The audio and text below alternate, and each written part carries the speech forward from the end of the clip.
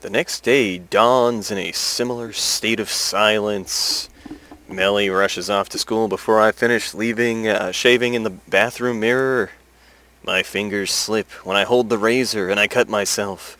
It's only a shallow cut, but it takes me by surprise. I swear under my breath, God, cocksucker, god damn it, motherfuck. Jack, calm down, Jack. Sally doesn't comment on it at the breakfast table. Maybe she doesn't even notice. Or if she does, she doesn't care. Maybe she's happy. Maybe Sally wants to see me bleed. But it stings like a bitch.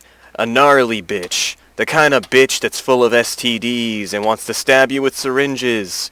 We sit there, Sally and I, picking at our cereal like baby birds. Little tiny baby birds with broken necks. We don't say a single thing. The rustle of Sally's newspaper breaks the silence, along with the steady tick-tick-ticking of the clock. But that's it. The clock of existence. The clock of life. Always there in the background, even when you don't hear it. We could be in the silent movie, but one of us misplaced the the fucking cue cards. God, why you gotta be so presumptuous? My existence feels just as black and white, dull and monotonous. Is this really all there is to life? Sitting at the breakfast table with your wife, whom you used to love, but now you're not sure if you even like, while your teenage daughter tries steadfastly to ignore you? I miss the days my wife didn't want to kill me. I sigh in the quiet kitchen. The noise is almost overwhelming. The noise is so overwhelming. All that silent noise. It's lunchtime. I can hear the students. Though when I say students, I really mean children. Running around outside in the playing field, screaming, fucking beating each other over the head. I sigh. I don't know how many times I've done that today. Beating children over the head. Far too many to count. As long as your KD ratio is higher than the other guys, I guess. Why do they have to make so much noise? I know it must get dull, sitting in class for hours on end. But the work they do is hardly taxing. They're in primary school, for fuck's sake. It's probably because they're children. I suppose there's no reasoning with young children. They're just like that. Okay, it's a little ageist. Noisy, raucous, excitable. Yes. Look at me, I know words. It's the ones who aren't, the quiet, tactician ones, who sit in corners with their heads bowed and don't clamor for the castanets you have to look out for. That's the little school shooters. I sigh again. You'd think the sound of children at play would fill me with a certain sense of fatherly fulfillment, but it doesn't. Instead, it's mildly irritating. And the irritation is becoming less and less mild. Kind of like a rash that you're not quite sure what it is at first, and then you start to think, oh fuck, who did I sleep with? With every passing moment, the music room juts out of the main school building like an ugly afterthought, a soon-on appendage of Frankensteinian origins. You can hear the children more loudly, shut the fuck up, children, than ever from here. Why did I come to this part of the room? It doesn't help that it's so hot. It feels like I'm going to suffocate. It's probably this mask mandate, you know? The weather has been particularly mercilessly lately. Scorching in the morning, freezing at night. Oh well, I'm a grown man. I'll just have to deal with it. That's what society says. Society tells you just man up. It's fine. Ah, you got shot? Well, just man up, you know? No big deal. Just stop bleeding on the rug. I don't usually spend my lunch hour holed up in my classroom like a recluse. Spider. Though social anxiety may run in my family. Thank you, Grandma Iris, for passing those unwanted LLs down to my Melly. I'm not sure you would call it shy. Probably sociopathy. Maybe that comes down to experience. Experience and sociopathy. You stop being anxious when you get older. Sooner or later, you start to realize that other people's opinions don't matter all that much, 'cause other people are fucking stupid. That's what I told Melly once, that people are stupid. She replied, her head hanging, her voice muted. Is that why you and Mum are always shouting then? That each other are stupid? She wasn't trying to get at me. I don't think she was, anyway. That's a pretty good burn, Melly. I think I need some ointment for that. She was just asking a question. Her voice was even more deafened than the hunched posture. I didn't know how to reply to her, so I didn't say anything, like a good parent. There's a running theme in our relationship. Silence. Yes, listener. I wish the kids outside would stop, would shut up. It sounds like World War III out there. Jesus Christ. How can I tune the piano like this? It's not like the kids will even appreciate piano. If only they actually cared about music, things might be slightly more bearable then. Unfortunately, they, much like everybody else in the world, to be honest, seem to think music is a DOS subject, a joke. Not even 5-year-olds take me seriously. Oh well, that's part and parcel of being a music teacher. At least I don't teach PE or RE or Resident Evil. I continue to Raccoon City to fiddle with the inner workings of this other teacher's thighs. And the piano. It's a battered old thing that's been at the schools even longer than I have. It's got tenure. Tuning it always takes ages. It's like a battle of wits, man versus music. I'd have better luck trying to hack into the Kremlin. Yes, the Kremlin, because Russia. Did you hear, Russia? We really need a piano. I've heard the headmistress, I've told the headmistress this enough times, but she just shrugs off my concerns. Says there isn't enough room in the budget for such frivolous overspending. You know, it's only a class that teaches piano. Why would you need a piano? What the fuck? Frivolous? Okay, sure. You try teaching music with one barely functional piano and see how that goes. 99% of the time, it doesn't. Kinda like condoms. No wonder everybody thinks music is a joke. I think it's a joke too, but it's not a very funny one. Not for me. Nobody respected me until I donned the makeup. And now the whole world laughs in a symphony, a cacophony of music everlasting. Why, fancy seeing you here. Oh no. It cannot be. Oh, it's El Diablo. I lift my head, wiping my brow with the back of my arm, sweating profusely. Oh my God. I recognize that voice. It's as airy as chiffon cake, with a teasing inflection like poison cake. Belle. Did she just climb in through the window? If so, I didn't hear her. Don't I teach 5-year-olds? Oh, no. No. No. No. I'm torn between being impressed by her stealthy entry and perturbed. Oh. I'm sure there are more ladylike ways to enter a building. Couldn't you, I don't know, use a fucking door? You stupid animal. You motherfucker. No way. That's boring. You'll be in trouble if you get caught. You might be mistaken for a burglar. A cat burglar! A burglar. Yeah, right. What self-respecting burglar is going to break into a primary school music room? What is there to steal in here anyway? I suppose that's a fair point. You wouldn't be able to steal that piano by yourself. Oh, there's a fucking radio right there. You could steal that. That's probably worth like a dollar. I know, I'm full of them, as well as other things. Belle stands by the now open window, curtains flapping in the breeze, as though she belongs there, her skirt dancing along her thighs. Hey, that outfit. Where did you get that outfit? She grins and strikes a pose.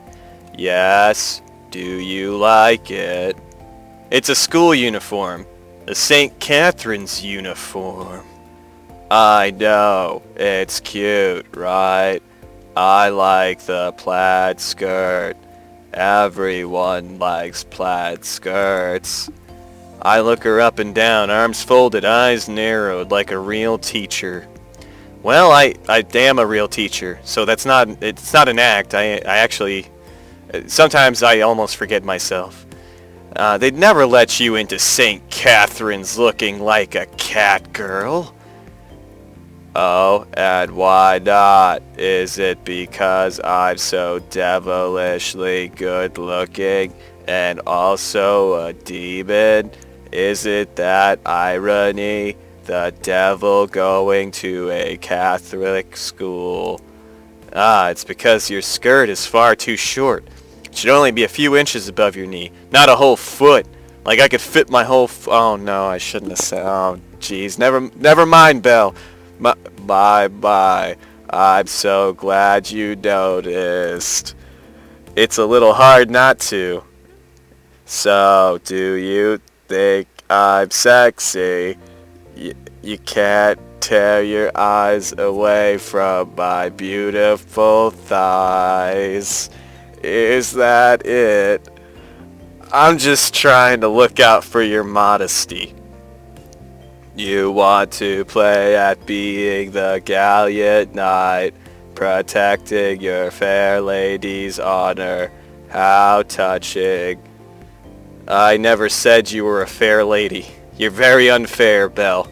Ha, that might be true. Not with this hair. She pinches a few strands of her hair between her fingers. It's pitch black against her white skin. Tar splits across snow. Oh, aren't I so poetic? Yes! A dark lady, then. Doesn't that sound romantic? I don't know if that's a proper term. I'm not going to dignify that with an answer. Meanie, you're no fun. And after I got all dressed up for you two. Yes, quite. And where did you get that uniform exactly? Like, where'd you find... Ha ha ha. You humans are so cute. You ask such funny questions. What do you... I don't understand. How's that a funny question? I mean, I can conjure a whole human body for myself out of nothingness. But you're asking me about my clothes? Fitting together all the bones in my fingers and muscles behind my eyes. The cells that circulate through my blood is the hard part.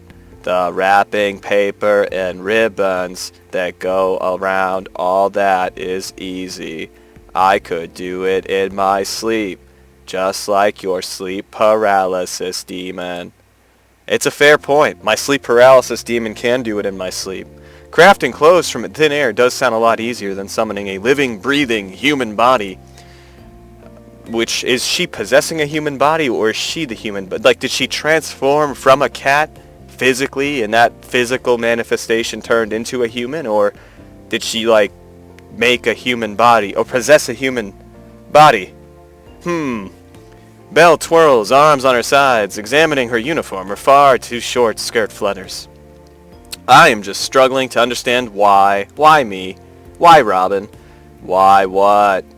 Why you decided to wear a school uniform of all things?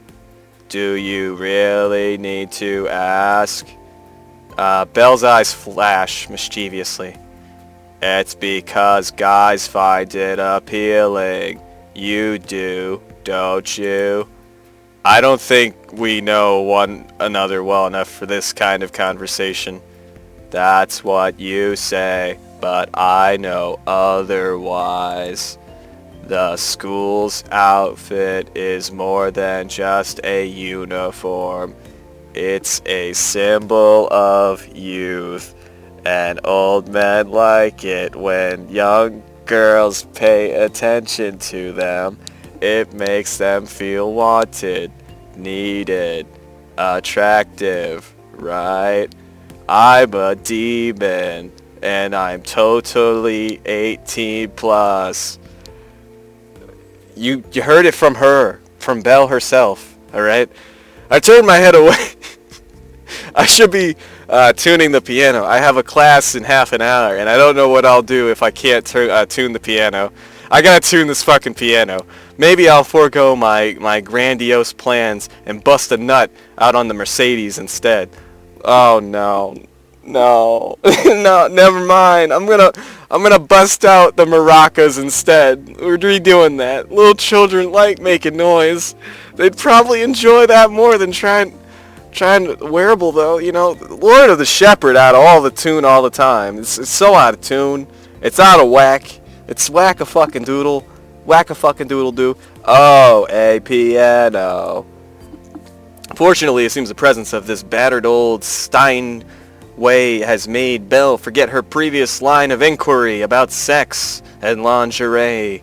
And it's a good thing too, because that would be a crime in the school. There is a time and a place to discuss one's sexual fantasies, and lunch break in the music room in a primary school, no less, is not one of those times. I'm more professional than that, I think. I'm a complete professional here. Belle crosses the room in 5 neat steps, her silly skirt fluttering, and takes a seat on the stool by the piano. Now, what is she playing at? You can play the piano? Of course, I very accomplished, Spirit. Okay, well that's good. Playing this one. It's ancient. It was in the middle of tuning it when a certain somebody happened to climb in through the window and distracted me. Ha ha, really? How rude of them. They sound like a very naughty girl. They are fast becoming the bane of my fucking existence. No kidding. No kidding, Robin. Well, I've always been of the opinion that naughty girls should be punished. Oh. Unfortunately, corporal punishment has been illegal for a long, long time. We're living in the 21st century now. I could just take you out back and old yeller ya. Ah, what a pity.